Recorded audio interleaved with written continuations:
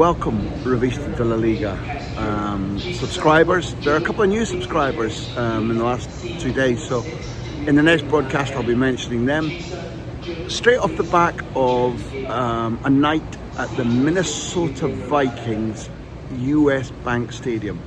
Outside, honestly, I don't believe, well, whoever designed it may have been taking tabs. Inside, it's sensational. It's the first time that NFL stadium has ever hosted soccer. 2 games. The first was Guatemala against Canada.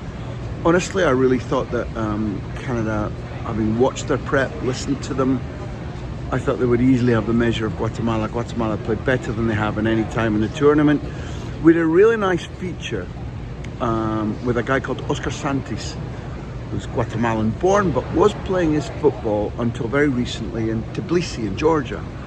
And he had a vision that he had to come back and help his national team qualify for the World Cup and go far in the Gold Cup. And he was slagged off in his country because they said, you come home, you idiot, it's a smaller league here, you got out, you're in your mid-20s, you should be using Tbilisi football as a trampoline into European football. And he says he was really slagged off. He's a guy who visualizes and believes in visualizing success and then achieving it. So in his interview, he said to us, I had a dream. I dreamt of scoring a hat-trick for, I may have told you this before, hat-trick for my country, and then he did it. And he showed us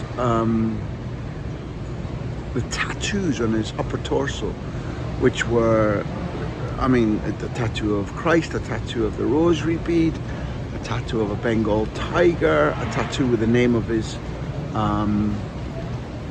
recently departed, much loved abuelita, little grandmother. And I asked him if he'd left room for the Gold Cup trophy, and he said he pointed to his arm and where it was going to go. Me at least, if not him, thinking, well, quarterfinal might be all you get. No. He crossed for the equalising goal for Guatemala after Canada had a man sent off. It went to full time, and here's the conclusion over the 2 games. Full time straight to penalties. There needs to be more occasions when we don't have extra time. It was a neat and compact and non-exhausting spectacle for the players and fans alike. Am I proposing that all extra times are ruled out? No. But as football splurges and expands into summer tournaments more and more, my opinion is do away with extra time. Neither of the sides played for penalties. Neither of them said a draw will do, which is one of the main reasons I think that people were worried about going straight to penalty shootouts. Teams will just play for a draw, blah, blah, blah. It's another question. We're breaking our footballers. We're asking them to play too many games, particularly in too much heat. It was a great experience. The penalty shootout was absolutely sensational. Honestly, I thought that Canada might triumph then too. They didn't. Guatemala won it. Well done them.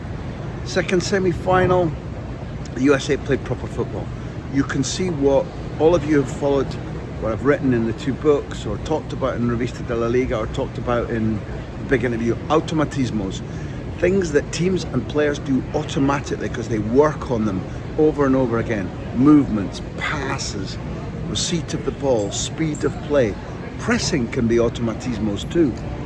Automatic movements. When a team does that, they spark and they flow, and they're hard to contain and they're hard to catch.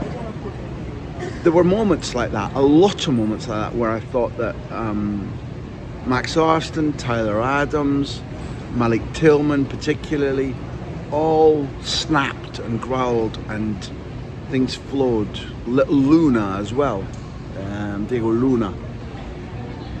A couple of daft things, penalty given away, a goal, an equalising goal that was finished brilliantly by the Costa Rican striker. Goes to penalties again. You think Keylor Navas, by far the most distinguished and successful player on that pitch, pretty well known for his penalty saves. Matt Friesler, US goalkeeper, having a bumpy tournament, I would say. Slightly bumpy, let's not go over the score. And only in his, I think, 5th competitive game, just saves and saves and saves. What I loved at the end, when the US went through and won on the penalty shootout, we got a chance to speak to Matt Friesen, and he went, I love penalty shootouts, bring them on, give me more of them. I asked two of his colleagues when they came through to the mix zone whether that was some sort of psychological deficiency on his part, and they're like, no. Watch him in training. He'll beg you to take penalties against him. He loves to take penalties, to be shot at by penalties. And then somebody in the US camp told me that he did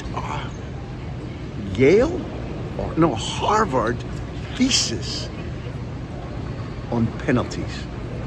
So you learn something every day.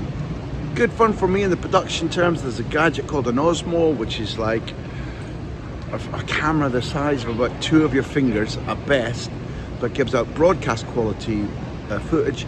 Guatemala took it into the dressing room for me. US took it into the dressing room for me. It made nice footage. It made the live shows across the US and Canada and Central America. Strike one for the bumper. That's nice news. Good interviews, decent production. En route to St. Louis, where my semi-final will be the US against Guatemala. Just staying in touch with you, because you guys are saying to me, you never write, you never phone. You say your mom and I are worried about you. I know, but I'm grown up now. I'm an independent lad. You just have to take me where you can find me, which is here. And for that reason, I urge you, stay tuned.